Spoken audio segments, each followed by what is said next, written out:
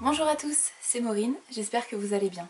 Comme vous l'avez vu dans le titre, aujourd'hui je vais vous présenter tous les livres qui sont arrivés chez moi ces 3 derniers mois, c'est-à-dire au mois de juillet, août et septembre. Mais avant de me lancer dans le vif du sujet, je voudrais faire un tout petit peu de pub pour la vidéo que j'ai publiée la semaine dernière et qui est complètement passée inaperçue. Je ne sais pas s'il y a eu un bug au moment de la publication sur YouTube, mais en tout cas, statistiquement parlant, cette vidéo détonne énormément. Il s'agit d'une vidéo dans laquelle je vous présente les 5 finalistes du PLIB, les 5 livres lus pour ce prix littéraire de l'imaginaire Booktubers App, et je vous annonçais également dans la vidéo pour lequel des 5 j'avais voté. Je me dis que c'est peut-être un bug YouTube, puisque Patatras a constaté la même chose quasiment au même moment, à quelques heures d'intervalle. Elle aussi a eu une vidéo qui a priori n'est pas du tout apparue dans les fils d'actualité de ses abonnés, et donc elle est passée complètement inaperçue. Et je crois que c'est ce qui s'est passé avec la mienne, et je vous avoue que j'ai pas eu le courage de la supprimer pour la republier à un autre moment. Je me suis dit tant pis, mais voilà. Je me dis que vous êtes peut-être nombreux à ne pas l'avoir vu passer celle-ci, donc je vous fais un petit peu de pub maintenant. Je vous mets le lien en description de la vidéo, je vous mettrai un lien également ici en bandeau. Vous n'avez plus qu'à cliquer si le sujet vous intéresse, évidemment. Et j'en profite pour faire un petit rappel, si vous ne voulez rien louper, enfin en tout cas la plupart du temps, il faut vous abonner, cliquer sur la petite cloche qu'il y a sous la vidéo. Malgré le travail, en juillet et août, j'ai bougé un petit peu. Je m'étais dit que non, je ne profiterai pas de ces découvertes de villes pour aller en librairie et pour acheter des livres. Et bah si. Et finalement, je reviens après 3 mois, juillet, août, septembre, avec 17 livres à vous présenter. Je commence par les titres plutôt imaginaires. Vous voyez, il y en a 5. Le premier, c'est le premier tome de Sœur des Cygnes de Juliette Marillier aux éditions La Talente. J'ai acheté le tome 2 d'occasion il y a plusieurs années et j'arrivais pas à trouver le tome 1 d'occasion également. Là, c'est chose faite, je l'ai trouvé à Nantes chez un bouquiniste, je suis ravie. Vraiment pas cher du tout et en super état. Je vais enfin pouvoir me lancer dans cette duologie qui est une fantaisie médiévale irlandaise inspirée d'un conte de Grimm. On va suivre une jeune fille qui s'appelle Sorcha, qui est la sœur de 6 garçons, donc une fratrie de 7 enfants, une seule fille, Sorcha, et en fait elle va devoir sauver ses frères. Il me semble que c'est le conte de Grimm avec les cygnes, 6 ou 7 cygnes, 6 a priori. Je ne la connais pas trop cette histoire, mais en tout cas le fait qu'on y ajoute un côté irlandais médiéval, ça m'inspire, ça m'intrigue énormément. J'ai acheté La fille qui tressait les nuages de Céline Chevet aux éditions du Chat Noir. Sitôt acheté, sitôt lu, puisqu'il faisait partie des 5 finalistes du PLIB, ce dont je vous parlais juste avant, donc j'ai dû le lire très rapidement, c'est chose faite, et je vous en parle beaucoup plus longuement dans la vidéo du PLIB, la vidéo dont je vous parlais juste avant. Et pour vous donner envie d'aller écouter ce que je vous raconte sur ce bouquin, pour vous teaser un petit peu, je peux vous dire que sur les 5, c'est celui pour lequel j'ai voté. J'ai trouvé pour quelques centimes d'euros les tomes 8 et 9 de l'Assassin Royal de Robin Hobb dans la collection Piment chez Françoisir. L'Assassin Royal, c'est vraiment le cycle de fantasy que je conseille très souvent au travail pour les jeunes ou moins jeunes lecteurs qui ont envie de commencer un petit peu la fantasy ou qui aiment vraiment ce genre-là. On va suivre un jeune garçon, Fitz Chevalery, de son enfance à ses années adultes. En tout cas dans les premiers tomes, il est enfant, adolescent, on grandit avec lui. C'est dans une fantasy médiévale avec quand même un petit peu de surnaturel là-dedans. Mais ce qui est le plus intéressant là-dedans à mon avis, ce sont les relations entre les personnages. Fitz qui est un bâtard et qui se retrouve assassin du roi, et donc il est dans une très mauvaise posture dans la royauté, il est très mal vu, très mal perçu par quasiment tout le monde, c'est un nœud de vipère et donc il doit survivre là-dedans. Il y a des complots, des manipulations, un petit peu à la Game of Thrones, mais vraiment plus, enfin vraiment plus, quand même beaucoup plus light, plus pour adolescents.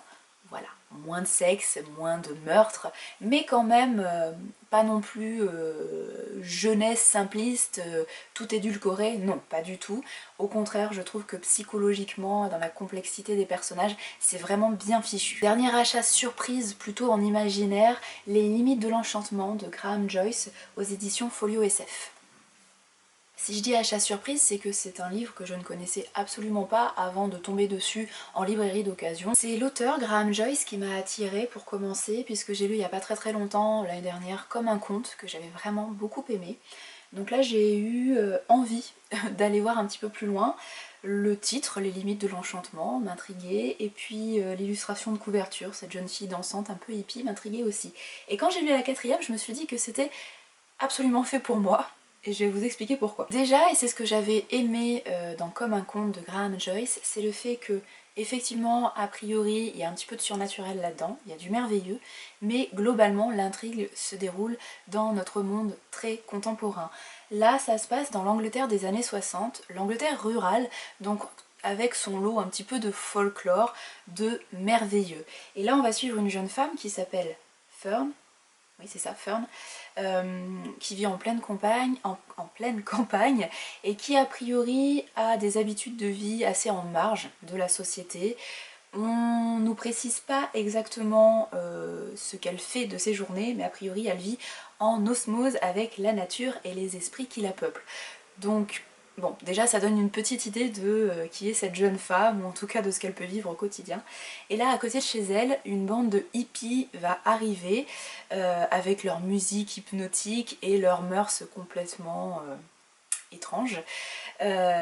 Donc Fern va se retrouver prise un petit peu entre deux feux, entre ce monde, cette nature, ces esprits de la campagne anglaise, et puis cette modernité un petit peu hypnotique, un petit peu folle qui arrive avec les hippies.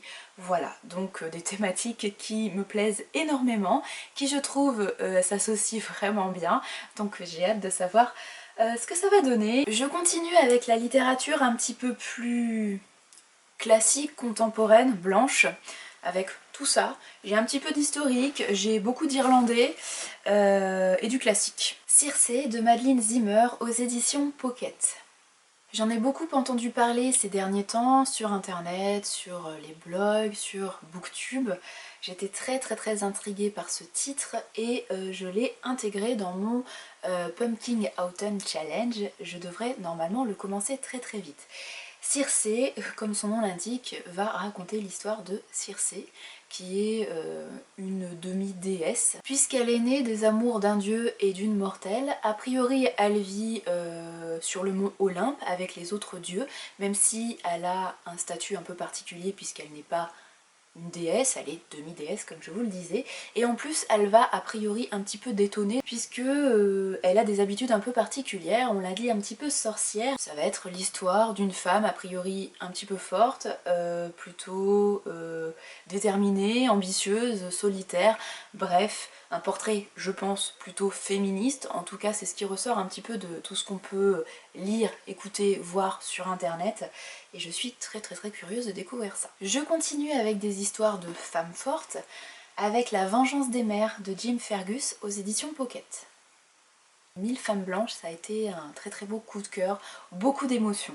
Là, La Vengeance des mères, c'est considéré comme une suite à 1000 femmes blanches, puisqu'on va retrouver des personnages qu'on avait déjà découverts dans 1000 femmes blanches, et on va découvrir ce qui leur arrive ensuite. Ça se passe à la fin du 19e siècle, en 1875, en Amérique, aux États-Unis, vous vous en doutez, et on va avoir le point de vue plutôt, notamment, je pense, de femmes blanches qui avaient été vendues par les Américains à des peuples indiens, des Cheyennes, et qui vont prendre parti pour ce peuple indien, leur peuple d'adoption, et qui vont entrer un petit peu en lutte contre les Américains. En toile de fond, comme c'était déjà le cas avec 1000 femmes blanches, et comme c'est souvent le cas avec les titres de Jim Fergus, on suit la lutte du peuple indien, ce génocide par les Américains sur le peuple indien, mais je pense que je ne vous apprends pas grand chose. Ces 3 derniers mois ont à nouveau été irlandais, notamment pour la littérature, puisque j'ai acheté 4 livres d'auteurs, autrices irlandaises.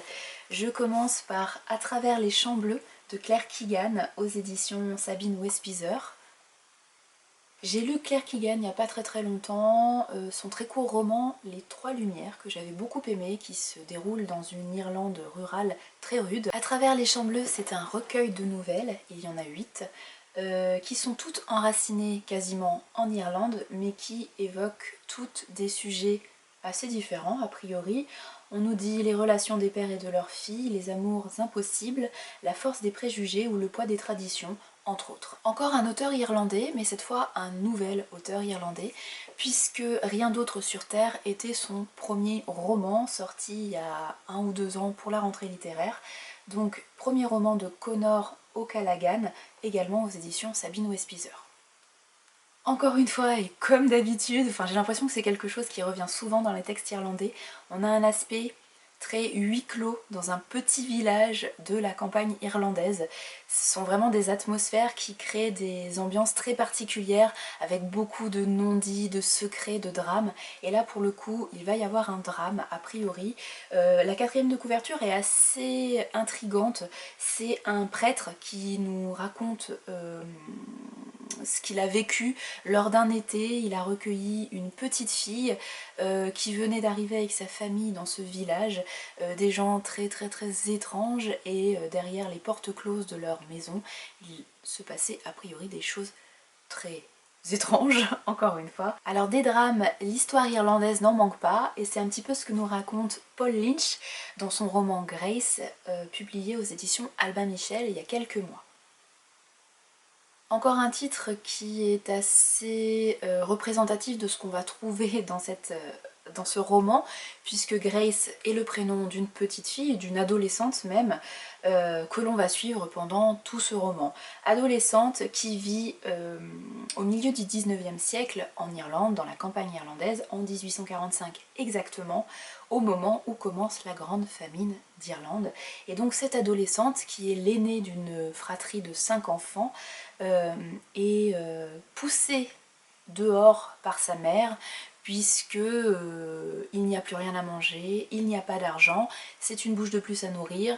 Elle doit prendre son envol pour aller trouver de l'argent de son côté. C'est une histoire qui semble très poignante, très dure. J'ai juste commencé, j'ai lu les 30 premières pages. Le style est très particulier. Il faut un petit moment pour s'immerger dans cette histoire. C'est à la fois poétique et en même temps très dur. La chose qui me perturbe un petit peu pour le moment, mais je pense que je vais m'habituer, c'est que les dialogues ne sont pas notifiés visuellement. Habituellement dans un livre, quand vous avez un dialogue, quand un personnage se met à parler, il y a un saut à la ligne, des guillemets, un tiret, bref, c'est très normalisé visuellement.